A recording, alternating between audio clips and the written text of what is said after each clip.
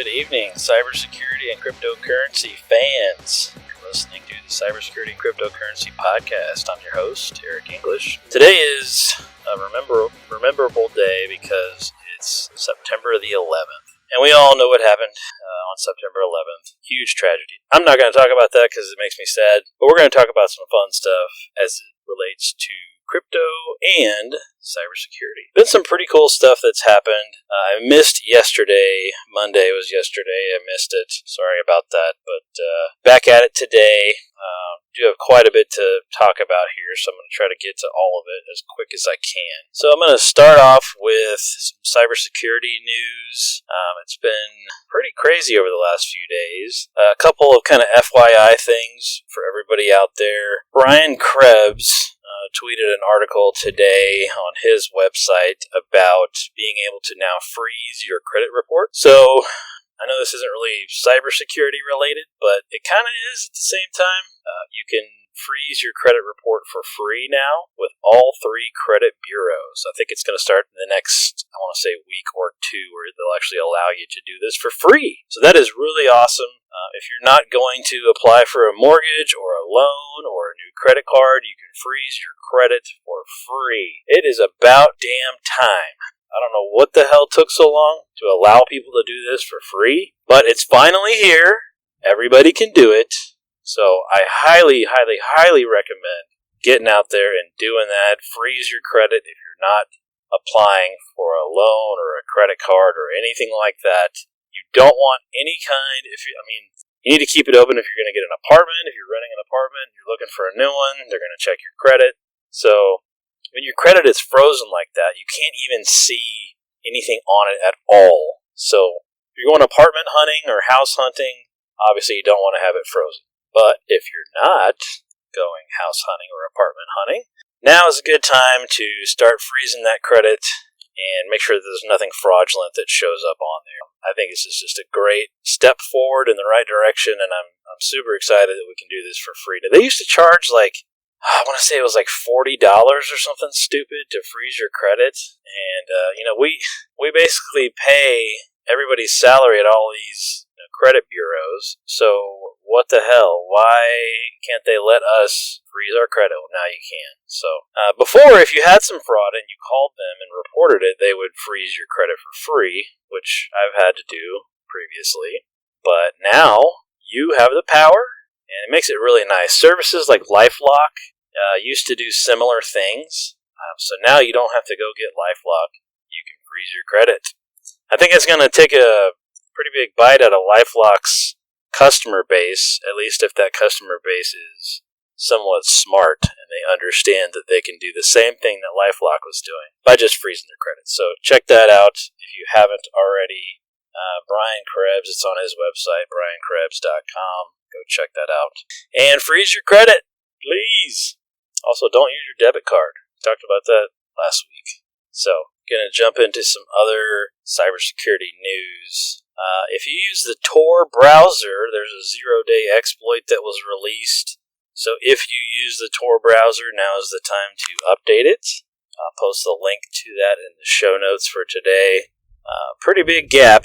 So make sure if you're using Tor browser, make sure you get it patched and updated. I personally don't use the Tor browser, but I'm sure other people have their reasons that they would want to use it. They've also got, I believe I saw they also have the Tor browser now for your phone. If they haven't already, I saw some sort of an update to it, although I didn't dig too much into it. So Tor browser is getting pretty big out there, but if you have it, now's the time to update it on all platforms. If you use a VPN, which I'm hoping that everybody that listens to this show knows how important having a VPN provider is, and two of the biggest ones, NordVPN, and what was the other one? Regardless, both of these vendors had some pretty big flaws in their VPN services that were discovered that basically allowed privilege escalation and all kinds of other horrible things to happen. Now, it's funny that a lot of these researchers find all these vulnerabilities, but oftentimes the situation has to be very perfect in order to exploit some of this stuff. So keep that in mind. I mean, having the VPN on is still better than not having a VPN at all. But, it's, of course, if you're in that perfect scenario and somebody knows exactly how to exploit this, sure, they're going to be able to see what you're doing on your VPN. But either way, update their software. If you have NordVPN, it's time to go out there and get an update from those guys. They have already patched it, so you can go get their updated client for all of your platforms that you use it on. So get that updated. But again, it has to be a perfect scenario before you're going to actually get exploited with that kind of stuff. Last week we talked about the British Airways hack that happened, 300,000 credit cards that were stolen, credit card information that was stolen. And there's an article today that came out that said that they used a lot of the same tools and tactics that were used for the Ticketmaster hack.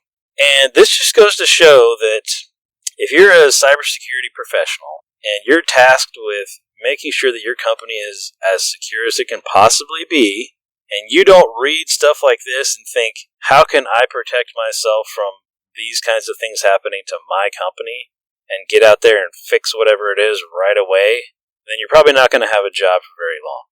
It's so important to stay on top of these articles when they come out, figure out what the hackers did, figure out how that applies to your network and your environment, and then start doing some mitigations as best you can. Of course, you're never going to be perfect. You're never going to be 100% safe. I get it. But learn lessons from other people. That's the biggest thing that you can do as a cybersecurity professional. Learn lessons from other people's mistakes. Just like with anything else. We make a mistake, we learn from it. It's the exact same thing. Learn from other people's mistakes. Learn from Ticketmaster. Learn from British Airways. Don't let this happen to you and to your company, whatever it is. In some cases, not all these breaches apply. Some of these might be point-of-sale types of attacks or mobile app attacks and things like that. And sure, you may not even have a mobile app. You may not even have point-of-sale systems. So maybe that doesn't apply to you, and that's fine. The point is to stay on top of these things. When they come out, new information is released about how the hack happened. We should all be learning about this and understanding how we can protect our own company. Because it will happen again, and it just might be your company. Do everything you can in your power to make sure this kind of stuff doesn't happen. But these hacker tools are out there. Everybody can grab them from numerous different sources, Pastebin, GitHub, some are built into Kali Linux. All kinds of places you can get these tools from. They're in a lot of the Kali Linux repositories. You just have to run apt-get install and then the repository name, and you can get damn near all these hacking tools that have been used. So protect yourself. Understand what these tools do and how you, as a cybersecurity professional, can prevent these attacks. Last thing I had for cybersecurity news is today's Patch Tuesday. There's a bunch of flaws that Microsoft is finally patching, 4 of which were already published exploits that have been they've already been hacked in the wild. So Patch Tuesday is here. Patch all your stuff. Test your patches first, and then roll it out to everybody else. But jump on it, because these are some big ones. Alright, I'm going to move over to cryptocurrency world. I've been setting up some master nodes. I'm still doing all of that. Setting these up at AWS. Having some really good success with it, so I'm digging it so far. If you're into that kind of stuff and you're tired of mining, master nodes are awesome. They're an awesome alternative. Mining uses all that damn electricity. You're just chewing up your electricity, chewing up your bill. And with master nodes, these are very, very minimal virtual machines that you have to have. And you can use them, spin them up at AWS or whatever cloud provider you want to use. AWS has those free tiers. That's why I like them.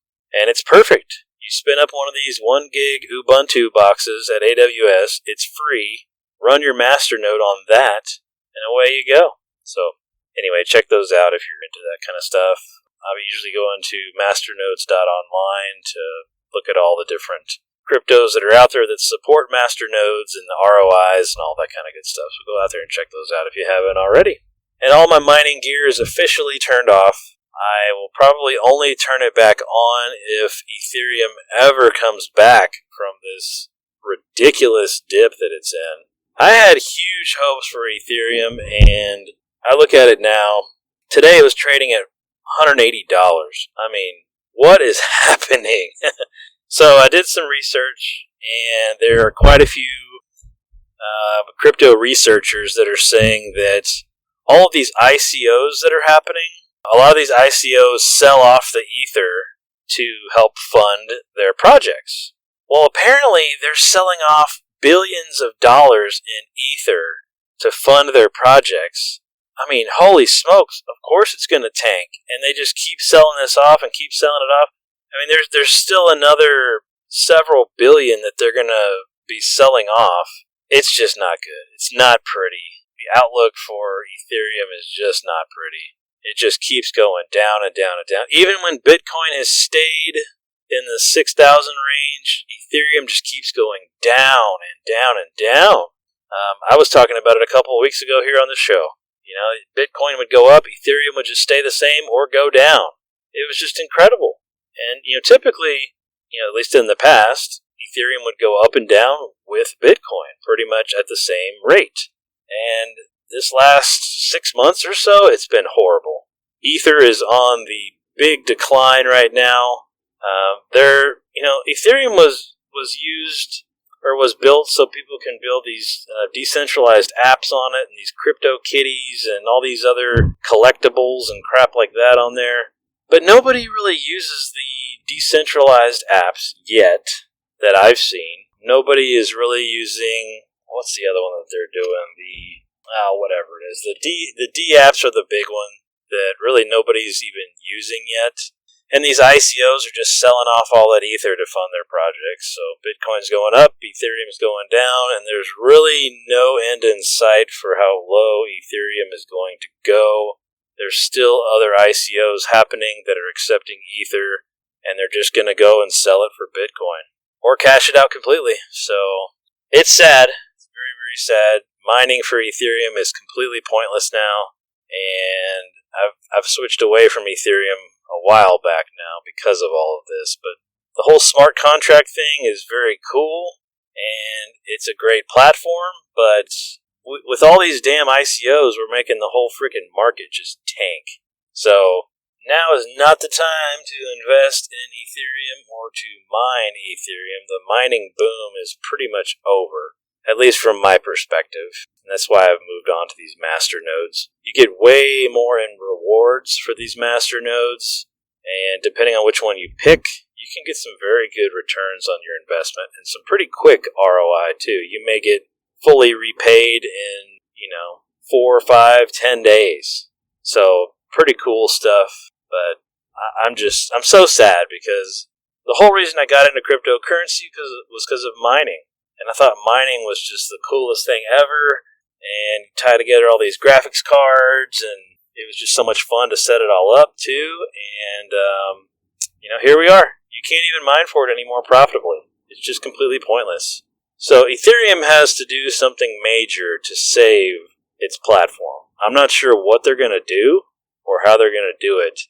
They do have a big code update coming in October that I talked about last week, I believe. So that is coming. I don't know what they can do, though, to bring their value back up. I mean, think about it. Last December, it was at $1,800 for one Ether. And now we're at $179. Oh, my God.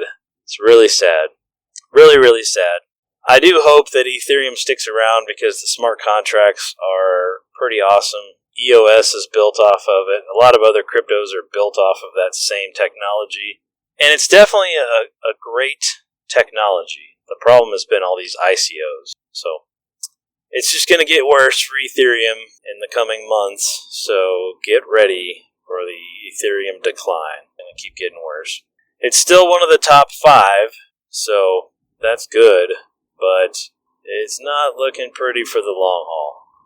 So anyway, other crypto news, you've probably already seen it by now, but the Winklevoss twins have started their own cryptocurrency, their own US dollar-backed cryptocurrency. So there's been other startups that have claimed that they're going to do this, and they never actually backed it with dollars. But the Winklevoss twins have taken it to the U.S., what did they take it to, the SEC or whoever, and they presented it to them, and everything is all good with them, and they're going to back it with the U.S. dollar for every one crypto. So that'll be interesting to see. It's called stablecoin, by the way. It'll be interesting to see how that does and how people react to it on the market. I'm certainly curious.